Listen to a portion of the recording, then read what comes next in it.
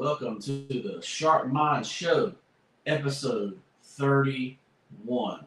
I'm Nate, the Fit Future Indeed, your host. Make sure you shop at InstaSell.com. Pick you up a cool, inspirational t-shirt today. Like this video, subscribe to the channel, and share the video with somebody that needs it. Comment down below. Let me know what you think about what we're talking about. All right. So, Bad Bunny, right? Bad Bunny to play the halftime show of the Super Bowl. And I keep seeing posts about like how MAGA's so upset that they're doing Bad Bunny, or like that a MAGA wouldn't approve, or something like that. Well, and I've gone back and forth with it, like why would the NFL choose Bad Bunny to be in their Super Bowl halftime show? Well, number one, he's pretty much the most popular artist on the planet, right? Some of his videos on YouTube have like 51 or 52 million views, right? So, you got to think about, where is the NFL trying to grow, right? So the NFL is trying to grow in other countries, right? They've already maximized what they can do, because the United States is, only 300 million people. Well, if you're really trying to grow your product, you have to get places where there are more people, right, to start watching your stuff.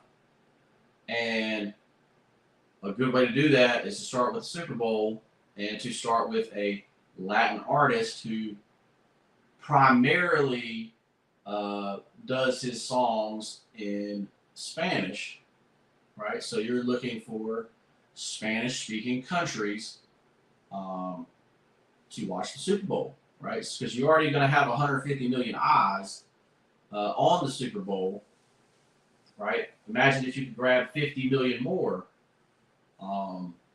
How much that would improve your brand, right?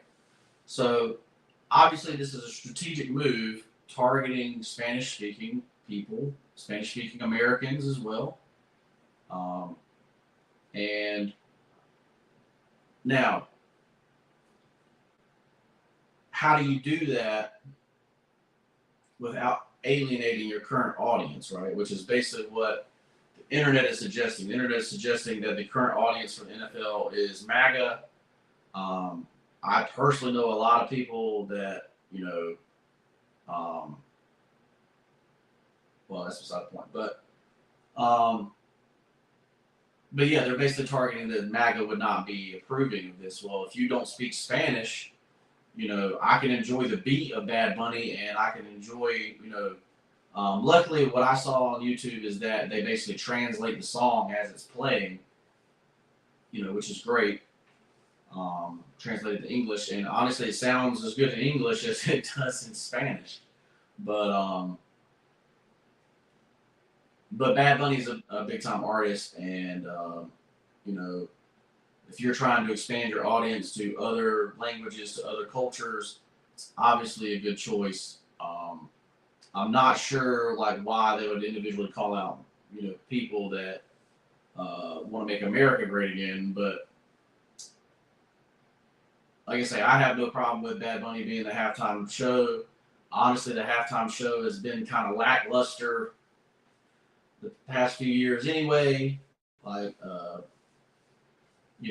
If you don't resonate with the music that's being put up there, you're going to think it's lackluster, right? We were really excited for Rihanna, because Rihanna was I'm a millennial, so obviously we're really excited for Rihanna. But Rihanna's performance was, Rihanna showed up, got her bag, and bounced, right? But,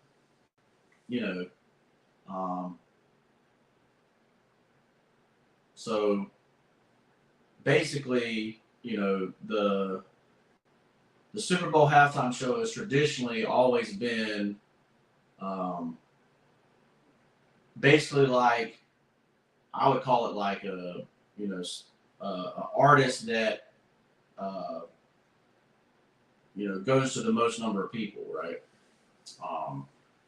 But obviously there were sectors that those artists left out as well, right? So I think it'll all work out in the end. Like I say, if you know, if you turn off the 150 million people that watch it and gain 50 others or 100 others from somewhere else, you may be at a good game. Honestly, the music is great. Like it seems like it's good, good music. But I can see where, if you don't speak the language, you're not going to connect with the music, right? So, but I don't really feel like that's like a place to attack people, who say, okay, well, I don't know who that is, or I don't enjoy that person's music because he speaks a different language than me. And I don't feel like there's no problem with that. Let me know what you guys think in the comments below. Like, are you excited for Bad Bunny to play in the Super Bowl? He's very, very popular throughout the world. Will it bring more people to the sport of football, which is what I'm about, because obviously I love football. So more people enjoy football. Obviously, that's a good thing. So to me, but let me know what you guys think in the comments below. So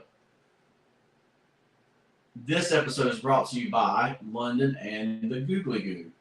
London and the Googly Goo has a moral of bringing everyone to your table that you meet, right? And inviting them to sit down and eat dinner with you, right? That's what the moral of the book, London and the Googly Goo, is, right? So if you have nieces, nephews, or children of your own, be sure to check out London and the Googly Goo, available on Amazon or in the link in the description or in my bio. All right, so now we got to talk about stocks. Well, one of the most active stocks yesterday was Wolf, right? Wolf is formerly known as Cree. They exit bankruptcy, and all of a sudden they're up 29% yesterday. Obviously, this company is a little closer to me because it's based out of Durham, North Carolina, right? So it's actually a company that hires and employs people here in North Carolina, where I'm from. But they're a computer chip company. They basically went through bankruptcy, and what they did in bankruptcy is they issued more stock, right? And that stock allowed them to reduce their debt, so now they can operate again, right? Basically, they were too high in debt. They weren't being able to make their debt payments, probably because interest rates ran up. They borrowed a bunch of money, and then interest rates ran up, and so they had to do something to reduce that debt. So what they did is they filed bankruptcy, sold some stock, and now basically they're back, right? Well, the biggest thing here is that the stock owners before now only own 1% of the company, whereas the new stock owners, own most of this company. But so how do I feel about Wolf? So Wolf, to me, is either one of two things. You're either going to day trade it right now because it's flying up, or short it. You could short it right now. Or it's a really, really long-term play for you, right? So imagine Wolf as the startup of NVIDIA. You're getting it for $29, and you're hoping it goes to 3,000, 4,000 in 10 years, right? So that's where I would see Wolf. Like I say, it's priced to, its PE ratio is like minus 300, 269. Like I say, their market cap's $4 billion. Small cap company, but based out of Durham, North Carolina, where everything's growing and getting bigger instead of shrinking like the rest of the country. How do you feel about them? Basically screwing their past shareholders by selling some stock. You think the company is a viable company now that it doesn't have the debt? Let me know what you guys think. This is definitely one I'm going to be looking at. I might be looking at the chart to see if it actually has a pattern. If it has a pattern, we might hit it with a day trade. But before it went in bankruptcy, I was looking at it. Obviously because it's closer to home. But Let me know what you guys think in the comments below. This is definitely a small cap stock, long-term investment here, or a short-term day trade investment. Not financial advice. But that's what I see with Wolf. Let me know what you guys see. Help me out, right? Help me see things that I can't see, right? To be helpful together. All right, so we're going to move on to life coaching today. We're going to talk about Eric. Eric is 41 years old, and he's the yes man, right? So you ask him to do an extra project, he says yes. You ask him to do favors for his family, he's the yes. Community tasks, going out in community working, he's the yes person. But he's now completely exhausted.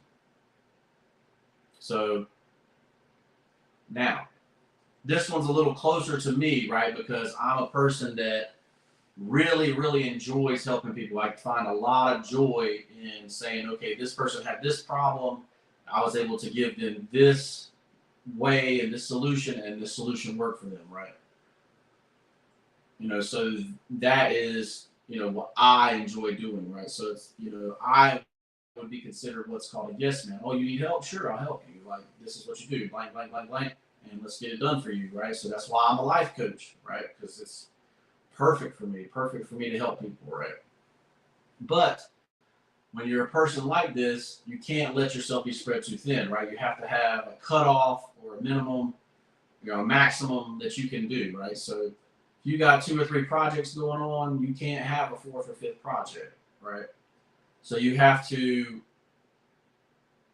The hardest thing about being an entrepreneur is learning to say no to other opportunities, right? Because basically the one that sticks with the opportunity they have the longest is the one that wins, right? So, like I say, I was, in the t-shirt business back in 2016. It's 2025. I'm still in the t-shirt business. If I continue to rock with the t-shirt business, I'm going to be the one that's successful, right? Because, a t-shirt business is hard. It's hard to break through with a brand, right? So you continue to work, continue to talk to people about InstaSale, continue to say, that we're the brand that inspires you. It's not the just do it brand, right? Like, you're not Nike sitting there with no inspiration, right? You may be the Jordan brand where you are inspiring people, but Nike's the just do it, right? Just do it. It'll be fine.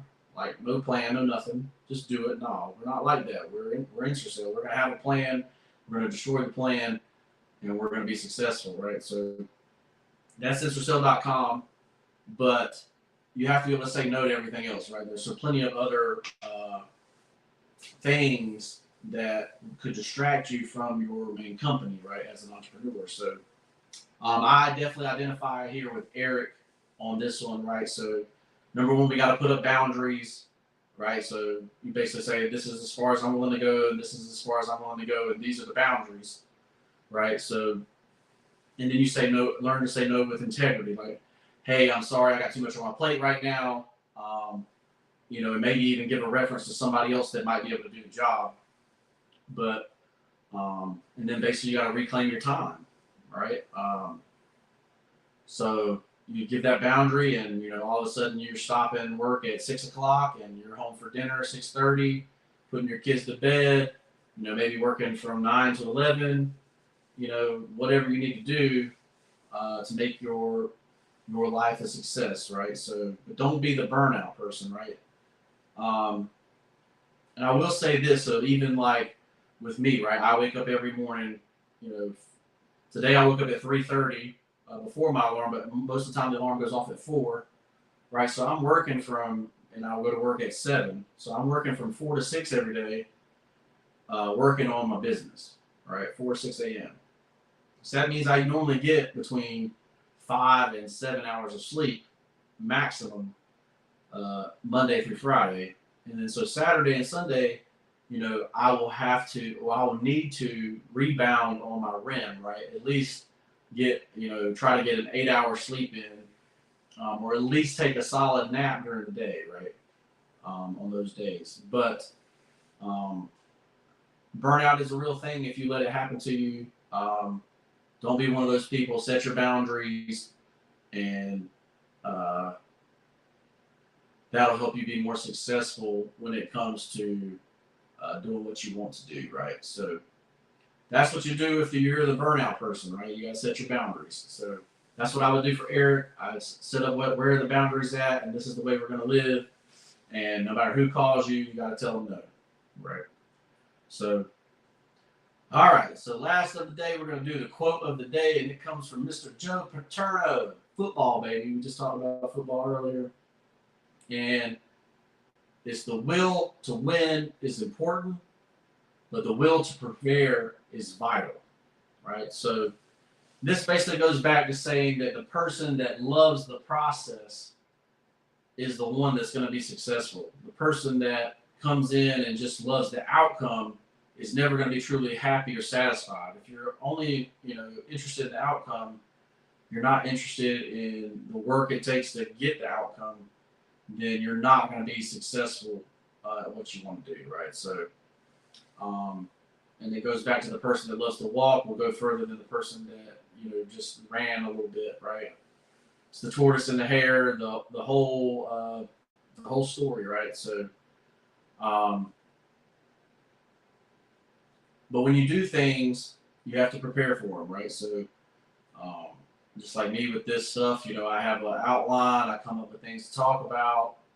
Hopefully, you're enjoying it, but you cannot win without preparing, right? Even so, eventually, maybe you're in high school and you haven't had to open up the whole book in high school, and then all of a sudden you get to college and you all of a sudden pop out of C and you're like, oh man, what happened? Well, what happened is they started teaching to actually intelligent people instead of the middle road. Anyway, but then you have to learn how to prepare. And if you hadn't learned how to prepare, you're not going to go as far as the ones that did, right? So keep that in mind. This is going to be episode 31. I'm Nate, and I'm a life coach. If you're interested in life coaching, get your life set back up, sign up for life coaching today.